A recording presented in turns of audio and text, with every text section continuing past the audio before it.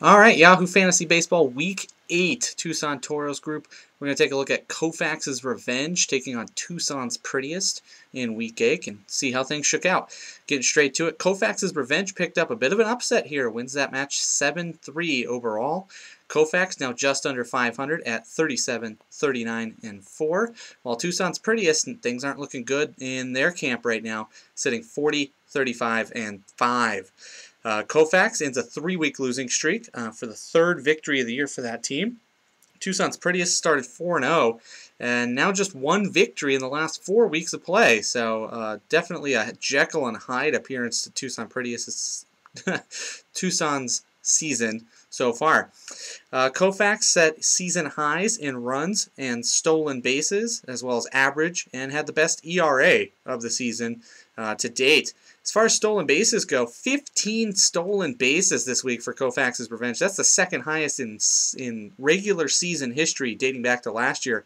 Only the Metropolitans it wasn't the Metropolitans, it was Greek Thunder with 18 stolen bases last year was the record. Taking a look at some of the other stats from the matchup, also want to point out no save 7 straight weeks for Koufax's Revenge. In 8 weeks, no save since week 1, so definitely something that probably be addressed there. For Tucson's Prettiest, best whip of the year in a losing effort, picked up best whip of the year for that team.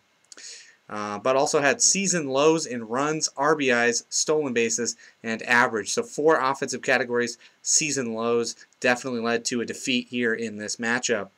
Looking at offense, Koufax swept all 5 offensive categories. We talked about the season lows in 4 of those categories for Prettiest. Pitching was close in all categories, but offense was a runaway. Tucson's Prettiest picked up 3 of 5 in pitching, lost wins and Ks.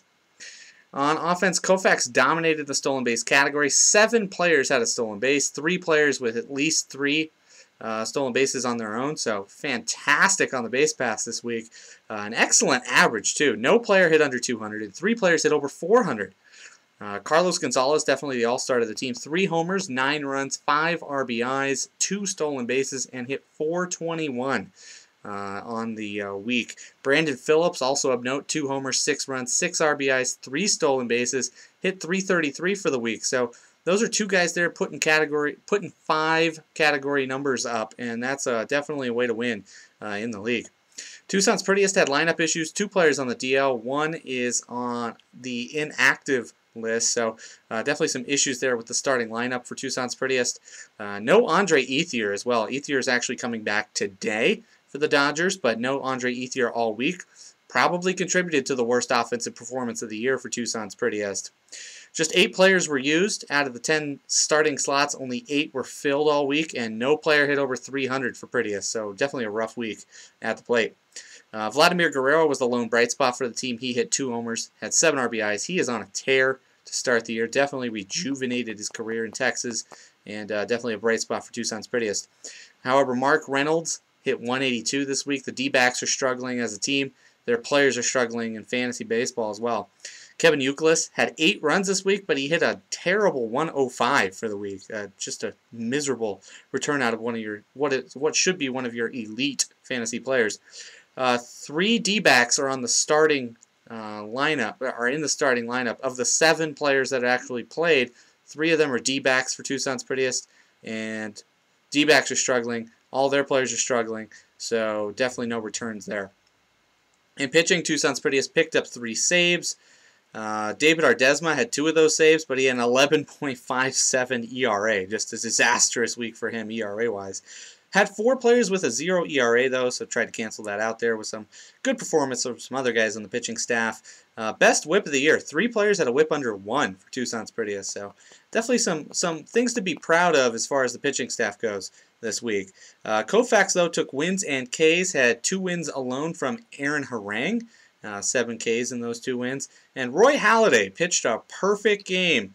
Koufax's Revenge has Halladay on the roster. Halladay's had some struggles the last couple weeks, but followed things up with a perfect game. 11 Ks for his efforts, and definitely helped out in the ERA and whip to go the full 9 innings and not let anybody on base. Best ERA of the year overcame Hiroki Kuroda's struggles. He's struggling for the Dodgers right now, but Roy Halladay's perfect game is going to cancel out pretty much any other troubles you might have. Next week, Koufax's Revenge, sitting 10th in the standings, 4 games out of 6, so definitely still in the race by a lot. Definitely right in the mix where they need to be.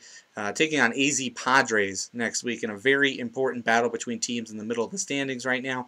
And Tucson's Prettiest falls out of the top 6 for the first time this year, now 7th overall in the standings. Half a game out of 6, though, so still very much in touch. And going to be taking on 6th place Grassy Knoll, so we've got a battle between 6th and 7th next week. Going to be very important to see how things shake out in the next few weeks.